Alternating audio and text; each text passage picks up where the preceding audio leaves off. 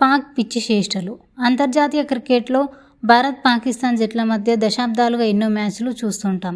కానీ Asian cup super 4లో భాగంగా ఆదివారం జరిగిన మ్యాచ్లో మాత్రం దయ్యాది క్రికెటర్ల ప్రవర్తన అందరినీ షాక్కు గురిచేసింది.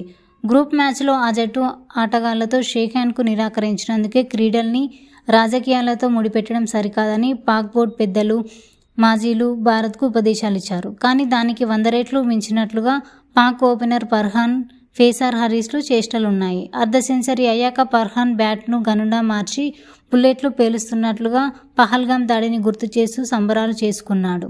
ఇక బౌండరీ లైన్ దగ్గర రైఫ్ భారత అభిమానులను మరింత కవ్వించేలా ప్రవర్తించాడు. ఆపరేషన్ సింధూర్లో భారత్కు చెందిన 6 రఫేల్ విమానాలను కూల్చేశామని అప్పట్లో పాక్ ప్రగల్భాలు పలికింది. దాన్ని ఉదాహరిస్తూ అతడు ప్రేక్షకులకు 6 వేళ్లను చూపించాడు. అంతేకాకుండా విమానం కింద పడిపోతున్నట్లుగా చేతులతో సైగ చేయడం కనిపించింది. అటు రైఫ్ భార్య ఇవే ఫోటోలను ఇన్స్టాగ్రామ్లో పోస్ట్ చేసి మ్యాచ్ ఓడిన యుద్ధంలో గెలిచామంటూ భర్తను వంతపాడింది. ఇక పహల్ తన ఫైరింగ్ సంబరాలను నిస్సిగ్గుగా సమర్థించుకుంటున్నాడు. గతంలో నేనెప్పుడు సంబరాలు చేసుకోలేదు, కానీ ఈసారి ఎందుకో చేసుకోవాలనిపించింది. ఎవరేమనుకున్నా నేను లెక్క చేయను అని తెగేసి చెప్పాడు. వాస్తవానికి గతంలో పాక్ క్రికెటర్ల నుంచి ఇలాంటి మిలిటెంట్ మనస్తత్వాన్ని ఎన్నడూ చూడలేదు.